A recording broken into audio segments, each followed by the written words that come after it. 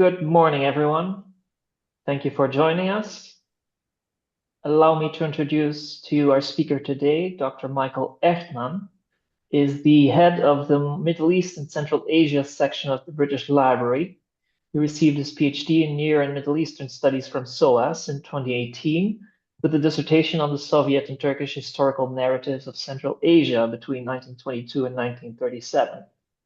He specializes in the 20th century intellectual history of Turkic communities and minority groups in Anatolia and Mesopotamia. As the head of the Middle East and Central Asia section at the British Library, he oversees an enormous collection of manuscripts, a very rich collection, from which he has shown glimpses through various lectures, some of which I had the pleasure to attend. So I'm certainly not the only one who is excited about the topic that he's going to talk about today, which is two Armeno-Turkish and Ottoman Turkish silk production manuals. Michael, the floor is yours. Thank you very much, Andy. And I'm going to share my screen in just one moment. But before I do, I wanted to say thank you to Andy, Dan, to Marian, to Georgia for inviting me. I'm really humbled and honored to be part of this incredible series of TeTra talks. And it's a real joy. It's a real honor, as I said. And I hope today's presentation, as I share the presentation now, will be of interest and will help to spark a bit of discussion around what I understand to be probably a topic that's not all that common in manuscript studies. As Andy said, I am the head of the Middle East and Central Asia section at the British Library. My specialty is in Turkic materials.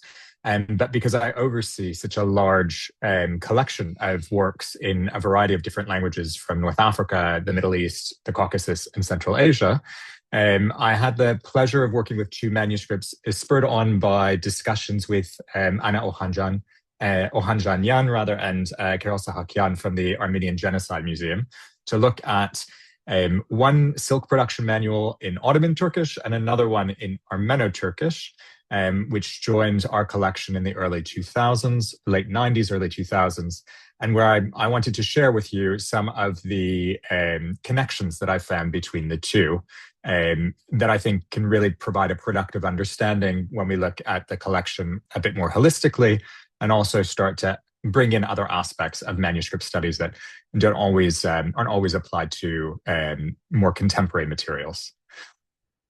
There we go. So I'm going to do this today by beginning with just a very brief overview of some writing traditions.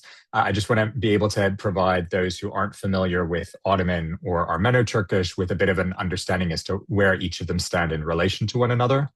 And then look at the two manuscripts themselves, so OR 15872 and OR 15471. And these are the shelf marks that you can use if you want to see the manuscripts when you're in London at our reading room. And finally, I'm going to look at the connections between them, and then between them, the two manuscripts rather, and possible earlier or external traditions that act as sources for the material. So to begin, Ottoman Turkish rather, or Turkic languages, the dominant script prior to the 1920s that we see is Arabic.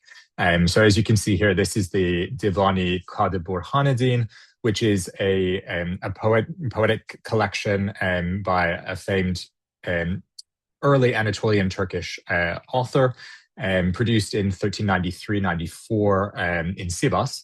And essentially what we see is after the adoption or entry of Turkic peoples into Islam in the 10th century, there's a gradual uptake of Arabic as the script to use to record the languages that they speak. And in the Ottoman Empire, we start to get a bit more of a stabilization in the 16th century. So we talk about Ottoman Turkish going after the conquest of Istanbul from the probably late 15th, but definitely 16th century. And then there's a reform movement in the 19th until finally in 1928, Arabic is abandoned with the script revolution imposed by Gazi Mustafa Kemal Atatürk in Turkey at the same time that there is a similar movement to replace it with Latin in the Soviet Union. Of course, not everyone who spoke a Turkic language was Muslim or adopted Muslim practices of recording their languages in Arabic script. And one of the large communities that were Turcophone but non-Muslim were the Armenians. And so we have a tradition of Armeno-Turkic writing. So from the 13th, 14th centuries, we see early works in Armeno-Kipchak, Kipchak being one of the subfamilies of the Turkic group. For the Ottoman Empire, we have quite a large amount of material in manuscript and print form that shows us the sort of Oghuz dialect of Turkic that is either what is spoken in Istanbul or is spoken in other parts of Anatolia and Mesopotamia, recorded in Armenian script. This is a kind of like a recipe book from 1630 in Armeno-Turkish, beautifully illuminated, well, colored, and there isn't any gold. And there have been a number of studies. First, if we look through the 20th century, Kevork Pamukjian documenting in a bibliographic fashion Armeno-Turkic or Armeno-Turkish. And then today, two big programs in Ankara, Murat Cankara, and then in Vienna with Yavuz Kuse, really studying very intensely print culture in Armeno-Turkish, but also manuscript culture. And then finally, there are other groups of individuals, of peoples who speak Turkic and who record their languages in other systems. So you have Karaman Lidika, Evangelia Balta has done the most work probably on recording this Turkic recorded in Greek script. Garshuni, which is any language other than Syriac recorded in Syriac script. And Judeo-Turkic, so Turkic languages recorded in Hebrew script, as you see here in a copy of the Talmud or a translation of the Talmud into Crimean Turkic from Evpatoria, 1841-1842. So this sets up the different terminology in terms of Ottoman Turkish, the dominant script, Arabic script, versus Armeno-Turkish, an allographic tradition of a minority group within the Ottoman Empire, where there is still some bleed over between the two, because there's no hard and fast rule that if you're non-Muslim, you write without Arabic script, and if you're Muslim, you only write in Arabic script.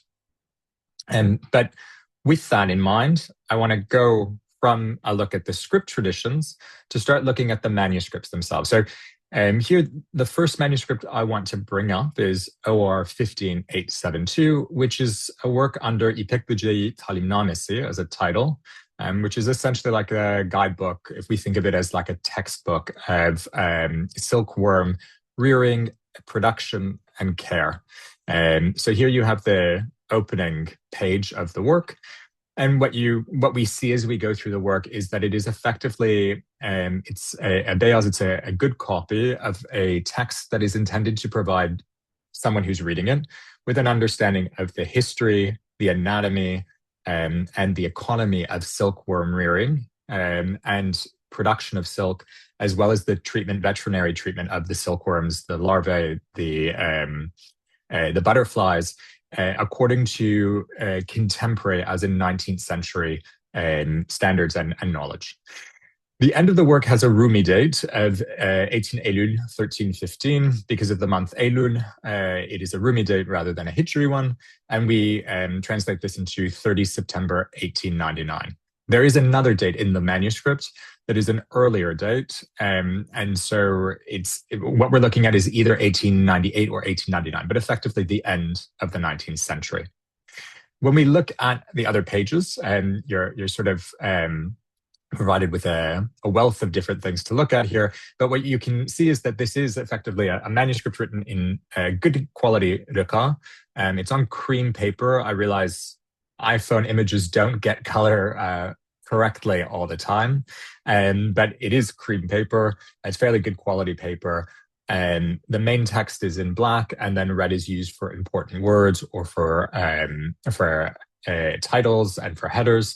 And then you also have these sketches throughout, which are in pencil and red ink. And so the sketches, it's difficult to tell whether these sketches are completed by or were completed by the same person who copied the text. They're not signed, but what we can see is in general that the quality of the handwriting, the quality of the sketches would imply whoever's copying this is someone who is well-versed in calligraphy, in handwriting, well-versed in the drawing and drafting of these sort of biological or life-drawing specimens. And they have planned out the work entirely. So we don't really see mistakes in a way that would sort of imply that this work is a work in progress.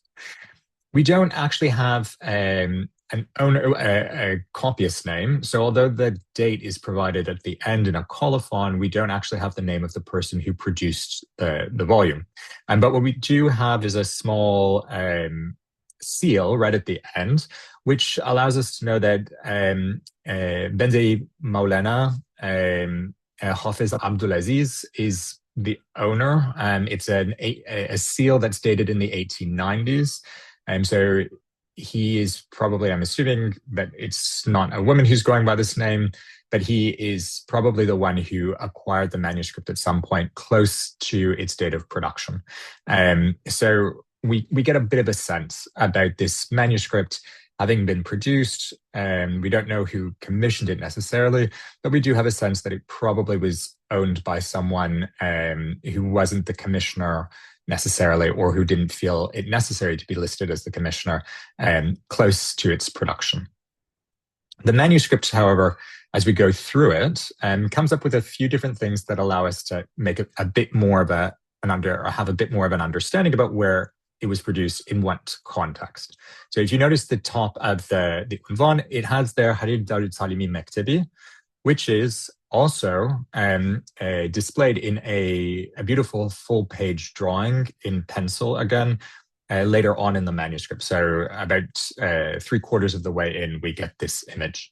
It's pretty easy to place where this school is, as it also shows up the bottom image there from Servet-i Fünun Dergisi, so a sort of encyclopedic or scientific and Enlightenment educational magazine from the latter part of the 19th, beginning 20th century in the Ottoman Empire, produces an image of the school very close to what we see here, and which would imply that this is a well-known establishment. Indeed, it still exists today. It's located in Bursa. Here you have Harir Darut Talimi, or in Öztürkçe İpekçilik Okulu, so the school of İpekçilik being sort of like silkworm production again. It is a listed, what we would call in the UK, a listed building, so it's still recognized and protected as a historic structure. And this is an image from 2012, so you can see that it's kept up as you would see in the image in the drawing. Because we know where it is, we also know that it was founded in 1887 and that its first director was Torkomyan Efendi. And so we do have a fuller range of information about the different individuals who were at play when, first of all, when the school was founded, and then through the early years leading up to when the manuscript that we hold was produced. Unfortunately, we don't have sort of descriptions of necessarily of the workings of the school and of its textbooks, and that's something that I'm still going to have to go out to find a bit more to see if this manuscript might have played into it. But we do get a sense already of the idea that this is a manuscript that was produced. It's a good copy, that it probably was kept within the school for instruction in the school, and that it was part of a broader pedagogical process of introducing European-style silkworm production and care into part of the empire's broader economic, social, and political Europeanization under the guise of Westernization or modernization, the processes that occurred throughout the 19th century, although were slightly slowed down under Abdul Hamid. So that gives you a sense of the Ottoman Turkish manuscript and where it was probably produced. And I want to now leave that aside and go on to OR 15471, which is an Armeno-Turkish manuscript, which is under the name, I'm just going to have to swing my small screen here, under the name of İpek Böceği'nin Tarifi. So when we work with Armeno-Turkish items, we always have to transliterate them according to a Krapan transliteration. So we have to then, when it comes to Armeno-Turkish, also provide a modern Turkish translation, İpek Böceği'nin Tarifi. So again, sort of like a recipe or a guideline for silkworm production. So when you, on the face of it, go into the catalog and look for the two manuscripts, the titles make them seem very similar.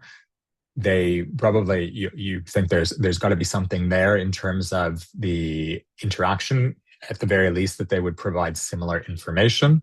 So as we go through the manuscript here, you can see the first page of the work. It's obviously of a rougher quality than what we saw in 15872. And what we can say is that it's a manuscript in Shkhagid, or Shkhakid. I learned Western Armenian. And we can see that it's a manuscript that is written in what I like to think is sort of the equivalent of Rika in Armenian. So this is a faster hand, quite common in the 19th and early 20th century. Again, probably speaks to the education of the individual who writes the script. It's on a grayish paper that is lined. Well, it has sort of vertical rectangles as a ruling, which means it's probably something that was used as a school notebook or for a school, or for some sort of more standardized or uniform setting.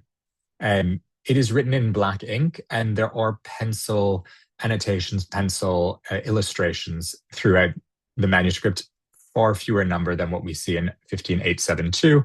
And unlike 15872, it's accompanied by 3 blueprint illustrations. I had to go by and search through what exactly to call these, as I wanted to make sure that I had the closest to what the likely source of production would be. But there are illustrations that are, this is of a larva. We have of the face of a silkworm, which we'll see soon, and then the whole body.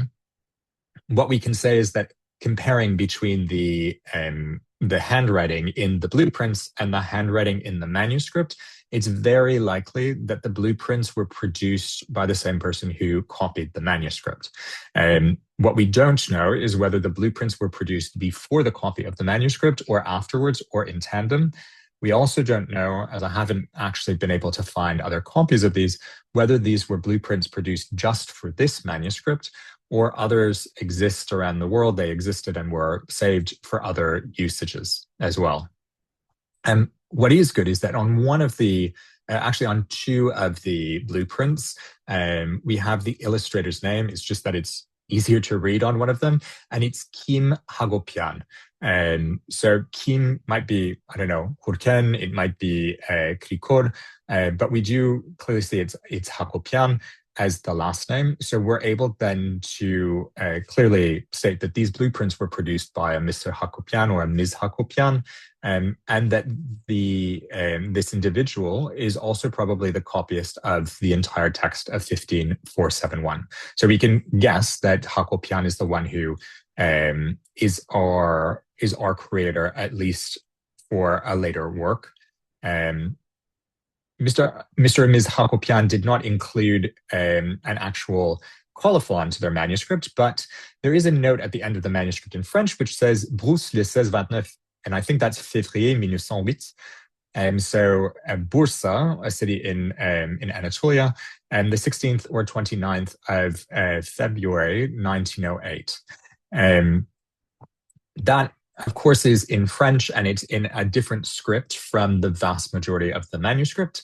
It's in a different ink from the rest of the manuscript. So it's not fair to say that this is necessarily Hagopian's hand. We will see that it does bear resemblance to other things, but I think it's an indication that we know if someone has made this note, and it's likely that they've made it after seeing the manuscript, that this is an end date. So it's probably that this manuscript was created in February of 1908, or that it was created by February of 1908. A bit more about what we can see in the manuscript. I mentioned that there are pencil drawings, but there are also a lot of gaps for the images, for the drawings. We'll see soon another drawing where you can understand why this might have been a musfede, might have been a draft. You can also see at the bottom there a few words crossed out. So this was obviously something someone was correcting going forward. And the other thing is, I've called them French interjections, but really they're French words that come in at different points. And they're written in Latin script. And I think that this is important for understanding the possible source of the information included in the manuscript. It's also important for us to understand something about the copyist. So the copyist clearly, her or his hand is quite nice in French. It's clear that this is an educated in the sense of someone who has been instructed in a school as to how to write in Latin script. And so it gives us an idea that the person who's copying this is someone who is quite fluent and comfortable with French and with the Latin script as well. So we're looking at one copyist who definitely we know has mastery of two different alphabets. It's also here an interesting aspect of the transfer of knowledge, as this person is trying to provide information about 15471. It provides information about, again, the history of silkworms, their care, their production, and the harvesting of silk. And this individual is trying to carry over information from a French language source into the Ottoman realm and indigenize it, or to at least make it more familiar to those students who don't speak French or have sort of French technical vocabulary. So we now have an idea of the two manuscripts. Hopefully that overview gives you a sense of the two that we're working with. And so I want to look now at a few of the connections between the manuscripts, as well as some of the connections between the manuscripts and potentially additional or outside sources of information. So the first thing that I want to draw that's within one manuscript is within 15471. One thing that we note with one of the illustrations in pencil, hopefully it's clear on your screen, but under the drawings, you get actually Leka hand Ottoman Turkish descriptions of a falşalan, sundel, or a failed box for keeping all of your larvae, and then a proper setup of the boxes. And I think this is the first time that we can really look at the manuscript and say, oh, there's definitely a connection to a dominant script, as the drawings are the same as the other drawings in 15471, and it's clear that whoever has drawn them has mastery not only of Armenian script and Latin scripts, they also have mastery of a late 19th century Ottoman Rıka hand. So they've probably been educated as well in Rıka, as well as Armenian and French. But then let's bring the two manuscripts together, 15471 and 15872, and look. First, you have here a drawing of a sort of a cross section and then a bird's eye view of the bujekhanesi, so the house for keeping all of the silkworms. As you can see, this is why I mentioned it's probably someone has made mistakes about the spacing, because there's a gap here for the illustration, but the illustration is too big. And what we can see is that looking for the same illustration in 15872, so very close similarity between the two. And 15872 is obviously planned out. There is enough space and the drawing has been done to keep the drawing within the space. But the similarities are just too great between the two technical drawings for the copyist to have not been inspired by the same work, if not worked on the same manuscripts. So I think that that's the first real good clue that we have, that these two manuscripts are indeed connected, in addition to the fact that they're both coming from Bursa, probably around the same time period. If we go in further and take a look at one of the three blueprints, we have here the Hakopian's drawing of the face of a silkworm. And what we can see is that the copyist of 15872 didn't neglect to include a face of a silkworm as well. And here you can see that the Ottoman version is less detailed than the Armeno-Turkish one. And it's a bit hard because the Armeno-Turkish one is so detailed. And the Ottoman one, the Ottoman Turkish one, has collapsed some of the categories that we find in the Armeno-Turkish drawing. But what we can definitely say is that there are so many similarities in terms of, if you look at how the silkworms, the silk thread is drawn, the dots, and some of the hairs. And so it looks like they're probably, again, inspired or copied from a similar source, or that one manuscript is being used by the person who draws the other one. And again, looking at this coming back to, as a final sort of connection for the two manuscripts, looking at this inscription of Brousse le 16-29 février 1908, we then can go to one of the parts of 15872, which is a listing of rules of the mektep, of the school, sort of rules and guidelines in terms of how the silkworm should be managed and used. And what we find right at the bottom is we find another inscription in French again, le 22, which I believe again, février 1898. So the 22nd of February, 1898, and the two are signed. But the signatures, of course, you can imagine them being similar, but they're not exactly the same. There are a lot of similarities between the two signatures that I think lead us to believe that there might be, over a 10-year period, the same individual seeing the two manuscripts. In the Ottoman Turkish one, it looks like we have a Latin K and then an Armenian H. And I'm not sure whether that is an H. Maybe it looks different to you. Maybe the K is actually a H. Open to discussion. But I think it might be initials where it's someone with a K as their first name and H being used as a shortcut for Efendi. So they're sort of like Mr. in Turkish. But what we can see here is that there's a very good chance that both manuscripts were seen by the same person, or were copied by the same person, or were used by the same person, which again brings them in closer dialogue and also brings the two together within discussion around the usage of these Armeno-Turkish and Ottoman Turkish manuscripts within the school and its educational program. So the question then is this a student? Is it a teacher? Is it an administrator? And I'm thankful because Professor Hajikazi Rafi Gazen suggested that I go back to a 2008 thesis, Meşrutiyet and Cumhuriyet Bursa Kent Tarihinde Gayrimüslimler, by Akkuş, which sort of catalogs the late 19th, early 20th century history of non-Muslims in Bursa. And what we find is that there are lists from 1893 of students who graduated from the school itself. So we know it's not Turkomyan. There's no Turkomyan in either of the manuscripts. But is there a possibility that it's one of the students? Unfortunately, it's hard to see a Hakopian. There is no Hakopian here in the list. But what we can see is that the students went out from the school, and some stayed in Bursa, others stayed others went to other cities, and that each of them is listed as Effendi, so the H would make sense. And it's one possible way for future research to really understand how we might be able to pull out some of the individuals within the manuscript and who might have participated in its production or usage. I want to leave that aside and quickly, hopefully, go through what might be some of the sources of the manuscripts. So it's obvious that there is some sort of French input to both manuscripts, as they both include some sort of French words here and there for technical terms. And in 15872, there's a picture of Louis Pasteur. So one would assume if you put a picture of someone in your manuscript, you are inspired by that person. And indeed, when we look for Pasteur and look for vers à soie, or we look for silkworms, we find that in 1870, he produced a volume of Études sur la maladie des vers à soie, so studies from the 1860s on silkworm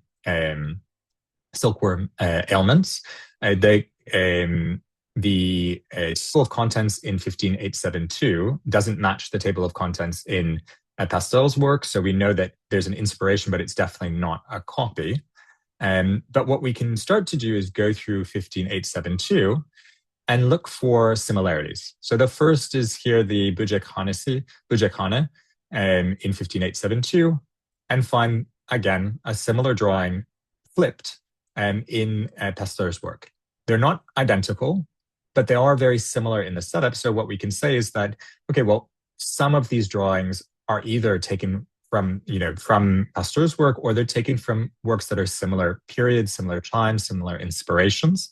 And they're probably works that were accessible to the copyist of 15872 or the person who commissioned the work.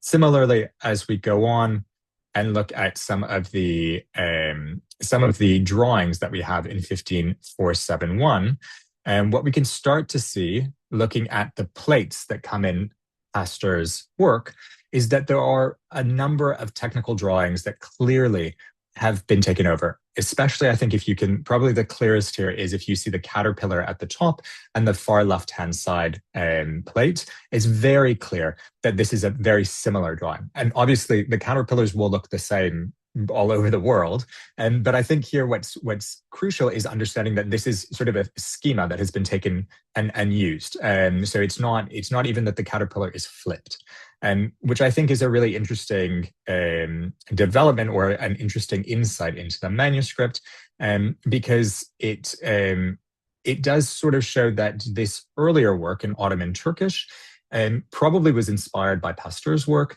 and that then the Armeno-Turkish comes afterwards, and there are clear similarities between the two, which then sort of doesn't upend, but it does complicate some of the narratives that we've had about Armeno-Turkish being the gateway for European knowledge to come into the empire, which is then taken up by the dominant script and dominant community. So there's an element here of looking at the two manuscripts and looking at their potential sources of information that allows us to start to question what was going on in Bursa, who might have been involved, and how this might enrich our understanding of intercommunal, intermillet relationships in Europeanization, industrialization, and educational development in the Ottoman Empire. So I've taken quite a bit of time now, and I'll end the presentation by saying çok teşekkür ederim for your attention, and I'm really looking forward now to coming back to some questions and discussion to see what else we might be able to pull from the manuscripts. So I'm going to stop sharing my screen and come out back to the main room. Yes. Thank you. Thank you so much, Michael, for opening a window on silkworm production, the connection between the two manuscripts, but also the French influence. And for me, there was really a wealth of new information. And I have tons of questions, but I'm sure many people do also have. So the room is now open for discussion. If you have a question, as usual, you can raise your hand, write it in the chat, physical or electronic end. Maybe I will start us off with just one of the curiosities that I have, and that was about the blueprint. I might have missed it, but where are the clays in the manuscript? Are they in it? At which point, like physically, how are they connected to the manuscript? Yes, I should have mentioned that they're actually not they're not bound in the manuscript. So the manuscript is a workbook, really. And what's clear is that these blueprints have been slid into the manuscript. I can't tell you with 100% certainty because the manuscript came in 97 or 98. And it was conserved by the library's conservators. And then I joined the library in 2016. So it is the three are held in a plastic sleeve at the end. So I'm guessing that they were loose and then put into a Melinex sleeve to preserve them. But it's hard to tell whether there might have been, something affixed to the main manuscript, but they're definitely not bound into it. Fascinating. Thank you. And do we know anything of the history of this manuscript before they reached the British library? Yes, so I wanted to save that in case that came up. The two it's otherwise I probably would have been able to talk for another 10 minutes about this. But the Ottoman Turkish manuscript is actually the one we know a lot less about. Because the Ottoman Turkish manuscript was purchased on auction at Bonhams in 2008, if I'm not mistaken. So as with many works that come through auction, it's really difficult to establish a clear pattern of ownership, and especially, say, if they're not purchased in the last 15 years. The Armeno-Turkish one is more interesting in some sense, where we have more information. And the reason why I came on it is because I was working with the collection of a Lebanese Armenian Armenologist named Ardashir Der, who passed away sadly in 1993. And Der would spend his summers in the 60s and 70s going to Turkey, he was a historian of periodicals, so he would buy up batches of periodicals and other materials from libraries in Turkey, Syria, Lebanon, Egypt, Greece. And so what we know is that this manuscript probably I'm guessing was in Turkey in the 60s or 70s, and that it was then exported from Turkey to Lebanon during that period and held within the Daron library of Der Khachaturian, and kept there until the 90s when it came to London. And what I also have been able to confirm is looking between this and the rest of Der Khachaturian's collection that we took in, there is another manuscript in a very similar but rougher hand, with this on the same type of ruled paper. So what I'm guessing is that these works were collated by someone who kept a manuscript, a collection of notes, in Turkey through the 20th century, and they were only released really when the library was sold to Der Khachaturian and moved to Lebanon before it came to the UK. Amazing, thank you. I think Andy has a question. Yes, thank you very much. Thank you very much, Michael. I have a comment and a question, as they say. The comment is something very brief, but it's about the two French notes with the dates. I think it might be septembre and not février. Is it? It Okay. looks like a 7 to me, and then BRE. But I mean, I might be wrong in that. You might want to ask someone more familiar with sort of but I've seen it this kind of principle in other, I mean, Latin kind of context and Belgian, French kind of things. So, but that's a minor thing. But I'm just curious, since we're talking about these plates, I'm really curious about the fact that well, at least one of them is signed. And I'm curious that then there would not be any type of colophon with the name as well. So I'm still wondering whether it might not just be someone else who actually made the drawing rather than the entire manuscript, just because of the fact that they signed specifically the drawing and not anything else. And so my question in relation to this is, should this be thought of in the context of book production, in the sense of someone is like the copywriting, or and have you seen it in any other types of manuscripts, or is this like specifically connected to book production in a way? Do you have any thoughts on that? Yes, so thank you very much for the September versus February. It's actually, within the Ottoman context, a really fascinating look. I had thought February, but you're probably right with September. And September would be interesting because then the question is, it before or after the constitutional revolution, which would have happened between the two dates. And so how does that also play into this potential, copying and production? And in terms of the relationship, the handwriting between the blueprints and the main text, they look so similar. And so I really think that it might be the same. I think you're probably right in that this might have been an idea. Obviously, there's a lot of Armeno-Turkish publishing in the latter part of the 19th century, beginning of the 20th century. And I think you're probably right in that this is an idea of, is someone moving on towards publication? And because there are corrections within the manuscript itself, what I wonder is, did someone produce another copy of this that's actually a much better copy? It's somewhere in Turkey, it's in someone's private collection, or it's in a state collection that hasn't been cataloged. And the prints themselves were simply added in because, this person was keeping all of their notes together, maybe. I mean, that's just a guess.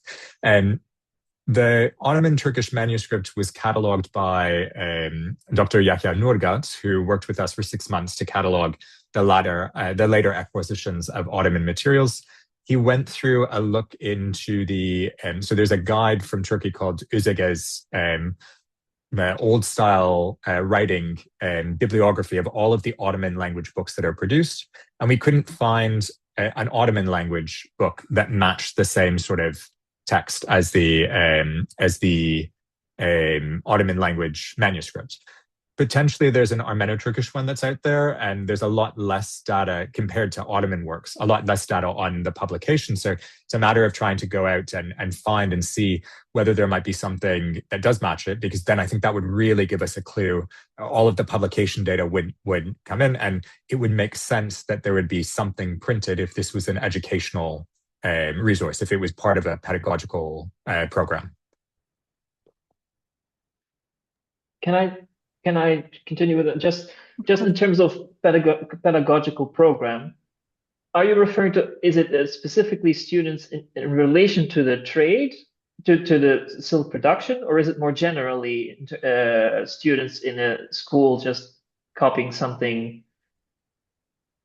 I mean, something. So I'm guessing that it's part of the sort of teaching program for the school in Bursa. So essentially that this is, there is a general process of, especially with some of the industries where the Ottoman Empire enters into global marketplaces, there is competition with European producers. There's a lot of interaction actually between Armenian families that trade in textiles, silk, cotton, whatever it might be, and linking into Manchester, linking into the US and global trends around the textile trade. So I'm guessing that this might be a program of trying to produce a number of different materials that allow for an indigenization of European style knowledge about the textile trade so that it can be taught and then they can go out. And as you saw with the graduates, they can go out to other locations, set up maybe not schools, but teach locals how to produce this way, and then spur sort of an industrial revolution in Western Anatolia as well. Okay, thanks very much. I know that Dan has one or maybe two questions, but just before we move to that, if I may, Dan, I wanted to follow up on that, asking whether you see big differences in the content of the two manuscripts, if you can elaborate a bit on that. Yeah, the Armeno-Turkish manuscript is a lot more restrictive. So the Armeno-Turkish manuscript is probably it's shorter, and it's a bit of a bit more of a how to say it, kind of like not a summary, but it kind of like distills. That's probably the better word. Distills down the content so that it's really very much just about the process. Whereas the Armeno-Turkish manuscript has a lot more that would speak towards the in-place educational process and rearing. So there are things there that are very clearly devoted to what is happening at the school, what its rules are, how the school is setting itself up as an institution. So there is a great difference in that way. And both deal with, broadly speaking, the same topics, starting with things like, where does silkworm production come from? What are the types of silkworms? What are their anatomical components, their development stages? So roughly speaking, they're similar works, but the Armeno-Turkish one is a much richer picture of the school. The Ottoman Turkish one is much richer as a picture of the school than the Armeno-Turkish one. Got it. Thank you. Dan, please. Thank you very much. Very, very interesting presentation. I have a couple of questions. I'm curious, how common are these two manuals? I mean, is there a broader context for them? These are the two in the British Library, but are they alone in doing anything like that? Or do we have elsewhere a host of manual produced in that area, scientific in nature, manually in nature, in the two, either in Ottomanic or Armenian Turkish context? What's the broader context for these things? I'm sure. I see Julia on the call. She probably has a better idea than me, but I think, in general, we do see works of this nature, and there is a program. There's sort of a program. I don't know if it's still ongoing in Göttingen. Is it Göttingen or Marburg? About the sort of Esnaf literature and sort of a general tradition of production of manuals around things like tradespeople. Knowledge around teaching sort of the principles of how you would conduct a trade or a skill or a craft. And they also sort of, so there are quite a few manuals around the world that would be similar to this. And the Ottoman Turkish one overlaps with another process that we have within our collection, but also you see elsewhere around the world, where there's the production of indigenization manuals, almost, I guess you can call them, where there is a very clear European work or several European works, usually French, that are distilled down into an Ottoman work, which is then copied and is disseminated as a way to share the information from European sources to Ottoman sources. So one example for our collection is İcadet-ül Geografia or Geografia, which is a work that relies on a French work, is then sort of nativized by a translator/paraphraser in 19th century Istanbul, and then it's copied to produce sort of geographic knowledge from a European setting to transfer it to the Ottoman Empire. For Armeno-Turkish, I'm less familiar What I can say is that even within our collection, within the Derhachaduyan collection, this other manual that we have is, I don't even know I'm not a scientist. I did not do science into university, so I don't even know the terminology to use this, but it's basically a manual about leavening. So about the chemical process and the materials that you would use to properly leaven bread for bakeries. And so it goes through chemical reactions. It goes through all of these different aspects of how you can scientifically improve your bakery. And I think that even that sense that there are two of these manuals on very different topics probably speaks to the way that these were a process that people could actually share that sort of information, given that French language books would have been expensive and wouldn't have been easily accessible for a lot of people. Thank you, Huda.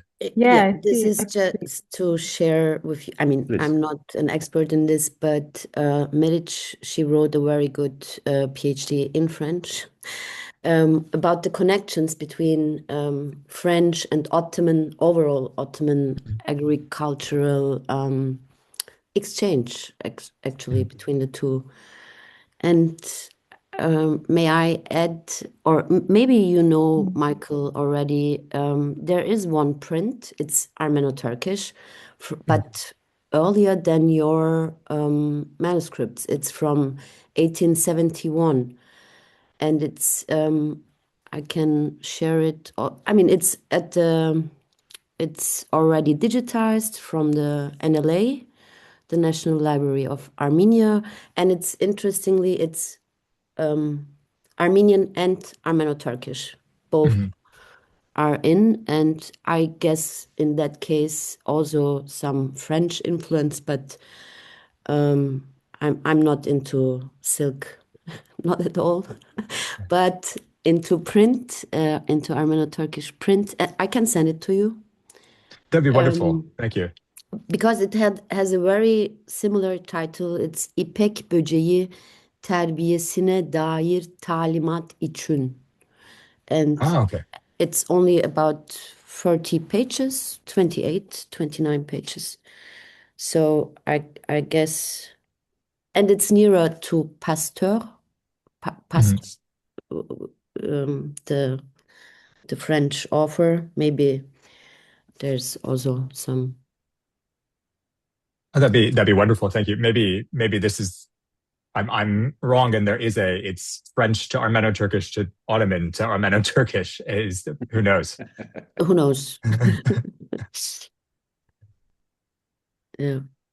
Thank you. Thank you so much to Thank you. both of you. Andy, I think, has another question. Yes, thank you. I'm just curious, is there in this manual, so I'm sort of interested in the contents of this manual. Is there sort of an introduction about the history of the Silk Route in this? And does it talk about the place that Armenia has in all of this? Or is it something very general in the introduction? No, and unfortunately, it doesn't deal with, neither of the two manuals deal with sort of the history of silk's movement. It deals more with, and it's sort of an interesting way, it's sort of this universalization of silk production. You know, that people have always tried to harvest silk from the animals, that the animals produce these things, and there's a lot more about biology of the silkworms rather than the history of the movement from east to west. So I don't know. I mean, looking at Pasteur's work, there's a bit about the history of sort of, or the biology and the history of silkworms, but not so much about the idea that it comes from China and then moves west and who kind of evolves, develops things. But I have to admit, I don't know the contents of each of the manuals in depth, word for word. So it might be that somewhere else there is something that comes up within the manual that does sort of address the work. But I would guess that it wouldn't speak specifically about Armenia's place, because there's very much a focus on Anatolia and the Aegean. Dan. I have a question about the short French note. So we sometimes get these things that seem posterior in some way, that seem to work to connect to different manuscripts, right? which is the thing, and what to do with them. And in this case, it can be conceived even as an authorial note of the compiler, of the scribe. It could be, but it could also be, the first place it landed Yes. after composition, or the fifth, but we're quite close. So I do have an example of that, and I'm trying to make sense of it as well. It's in two Syriac manuscripts of the same age, turn of the century. They not necessarily copied in the same place, but they both have sticker tattoos applied somewhere in an empty space of whatever. One is a frog and the other one is a chevalier. I don't know, things like that. So I don't know what to make of them. It would suggest that they are connected in some way, but it's not clear if it's in the place where they're composed or the first station after that. I imagine you've run into a number of possible scenarios for the French notes that you showed us. So what are they? How have you been thinking about that? Yeah, it's something that I'm sort of first thinking of, because obviously, it can be over the long history of a manuscript. You get two manuscripts held by the same person or in the same place, and then they get additions that link them, whereas, that it's about being in that place rather than production. Here, and we of course see that quite a lot around provenance. So especially around, the owner of the manuscripts, the dealers will mark them with their own marks. They'll add in stickers. It makes it seem like they're connected when it's the sale that connects them. And here, I think, had it been two works within Der Khachadurian's collection, I would have thought it's probably something that he is himself adding to the manuscripts to try to say, this is where I've heard they're produced. But the disparate nature of the two manuscripts is really something that it makes me question, is this something that happened much earlier on? Because I have a good idea of the Der Khachadurian manuscripts, how they kind of make their way through. I've spoken to his son. And so there's an unlikely scenario where the note is added, say, in the middle or the latter part of the 20th century, especially understanding that Armeno-Turkish works like this, after the genocide, they're going to follow a different path from the Ottoman Turkish works in terms of who's collecting, who's holding them. If they're in private hands, how those holders might be able to retain their collections.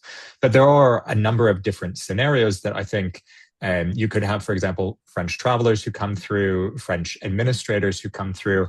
It might be, for example, that there's someone who's working as like a librarian at the school who later on sees these works and decides to just annotate them in this way. And what I'd really hope for is if it's possible to find other works we know are connected to the school, to see whether that handwriting comes up.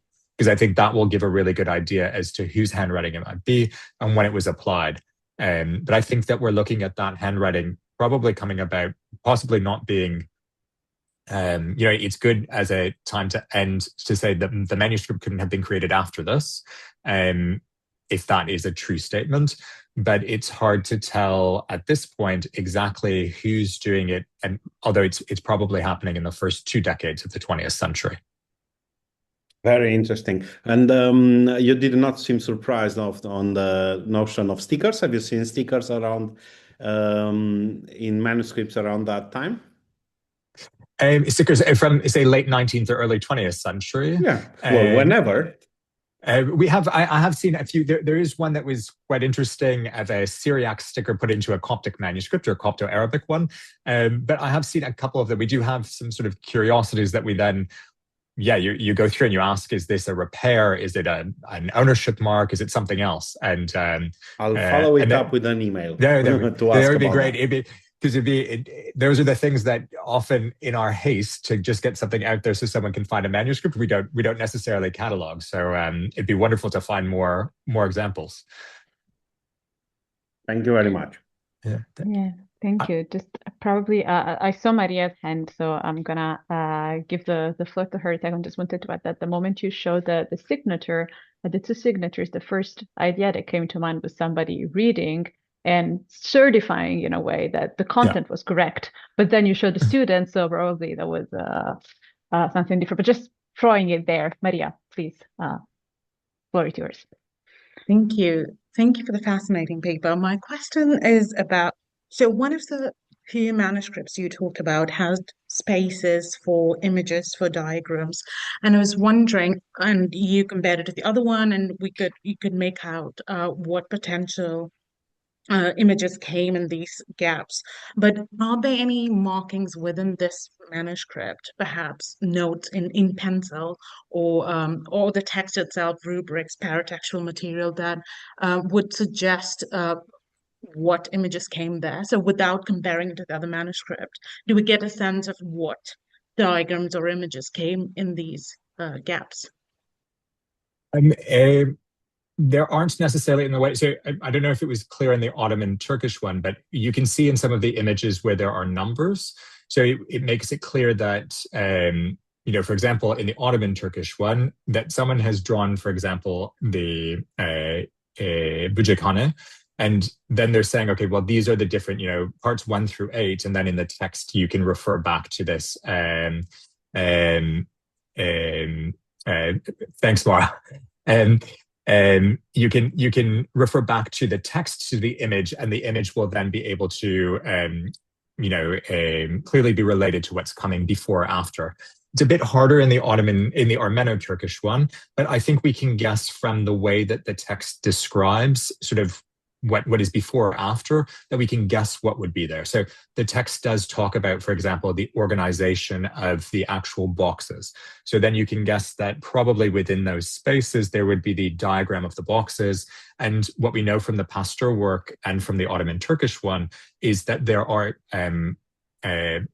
drawings that exist out there. So we don't know which ones might be used, but we know that there are drawings of how larvae lay in the boxes, how you should place the leaves over the boxes, how the boxes should be stacked. So we can sort of guess from the context of the text as to what type of illustrations might be there. But it's hard to say whether they would be the exact same ones, or maybe there's another source that the author or the copyist is able to draw from to be able to enrich the text. Thank you. That is fascinating. The relation between text and image in this manuscript is definitely something really interesting. Thank you. Yes, it deserves another talk, but someone who is more versed in sort of scientific drawing, I think. Well, I guess that on this note, we can thank again our speaker for such a fascinating talk, and thank you all of you for the rich and interesting discussion. And I will see you next time. Thank you. Thank you to everyone. Thanks for joining, and I hope to see you in London in the reading room. Hopefully, yes. Bye. Bye, everyone. Thank you.